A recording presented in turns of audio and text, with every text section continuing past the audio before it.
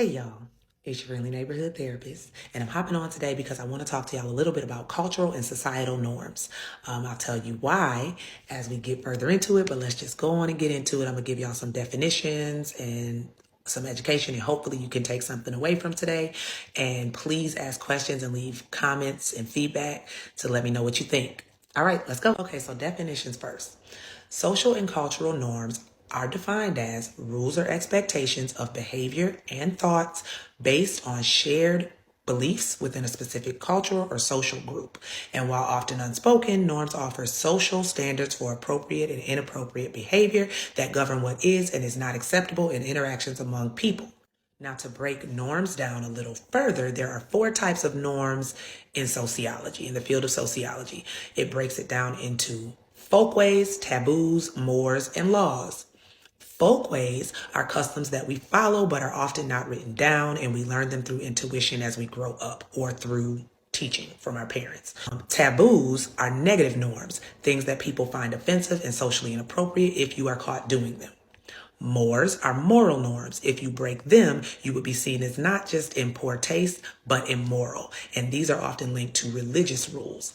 And then finally, laws. These are norms that are actually defined as being legal or illegal. And the government has decided these norms are so important that they could get you in trouble if you break them. Okay, so context. I was on a friend's Facebook post and this idea of cultural and societal norms came up. And someone made the comment that all that matters is behavior and cultural norms of the majority. And that's how society works. Cultural norms exist to keep society stable. Both of these statements are problematic. Let me tell you why. Okay, so in America, I'm just going based off the country we live in. In America, we've long been told that America is a cultural melting pot. However, we also know that America is majority white. In fact, most recent census data says that that is still the majority at about 74-75%. However, that census data also shows that non-Hispanic white population is shrinking, not only in America, but also in other white majority countries such as Canada, the UK, and New Zealand. So we have a majority white society. And a lot of people identify as white, even if they are mixed with other things for various reasons, but that's a whole nother video. Anyway, if we say that all that matters is the behavior and cultural norms of the majority, then what we are saying is all that matters is what white people deem acceptable. You hear how that is a little problematic? So the problem with that is, even when we consider white people as a whole, ethnically, there are different types of white people. You have Italians, you have Polish people, you have Swedes, you have a lot of different types of white people that came to this country and made it a melting pot. And then you have those of us who were forcibly brought to this country and our culture was stripped away, which means we automatically were pretty much forced to take on the cultural and societal norms of another culture. Which brings me to assimilation. Now, the definition of assimilation is the absorption and integration of people, ideas, or culture into a wider society or culture, or the process of becoming similar to something. So a lot of people come to this country or came to this country in the past and assimilate into the majority's idea of what is acceptable, of cultural and societal norms. Now, the real issue with that is anything outside of the norms is deemed inappropriate or taboo or immoral or wrong or bad. Everything that is outside your idea of normal is not necessarily bad. I think about it like this. If a thing does not cause the individual or anyone else harm, let it be.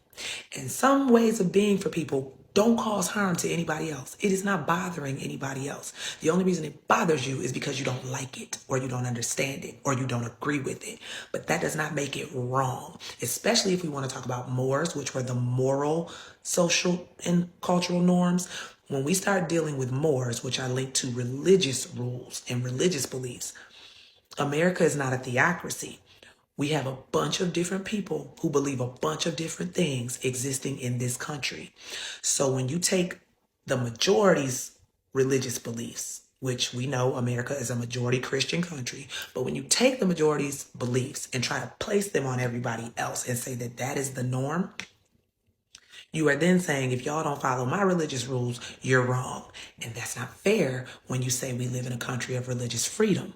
And another point, although the three types of norms outside of laws are not formal, they are still working to promote a great deal of social control. Norms help to control other people. It makes you control how I behave. If your norm, if your social or cultural norm is something that I don't like or agree with or don't feel like is for me, and I follow it, it's controlling me. I'm allowing it to control me. And that's also a problem. And most importantly, cultural and societal norms, if we only follow what the majority deems acceptable, means that we are doing what is antithetical to diversity. We are not accepting diversity among people. We are saying that no matter what culture you come from or what culture you feel fits you better, you need to follow this culture's norms. It doesn't promote diversity, equity, and inclusion. It actually takes that away. So to say we want to live in a country that promotes and embraces diversity while also saying we want to follow cultural and social norms of the majority, those are opposite.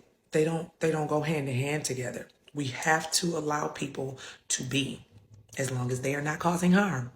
Because when we get to causing harm, now we get into laws. You can't cause harm to somebody else. That's not ever okay. But diversity is important. Right now, the majority making decisions has caused us to not have autonomy as women because they are policing our bodies and our medical choices. It's caused us to not have inclusion in our education because there are states that are pulling out African American history because for them, it's not culturally acceptable.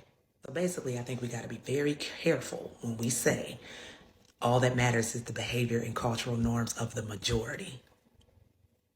Do you really want to always follow what somebody else deems acceptable? What somebody else deems as normal? That may not be okay for you. Lastly, I'm just going to touch on the last thing that commenter said, which was cultural norms exist to keep society stable. And basically, he went on to say that because we are being so lenient in what's considered okay and acceptable now, this is why current society is so unstable. Historically, there have been far more unstable time periods than the present, especially in this country. So you got to think, if we always followed the majority, there are so many things in this country that would still be really, really wrong. So be careful about that. Be careful of assimilating into the majority. Be careful about conforming to the majority. Be careful about only deeming right what the majority believes is right.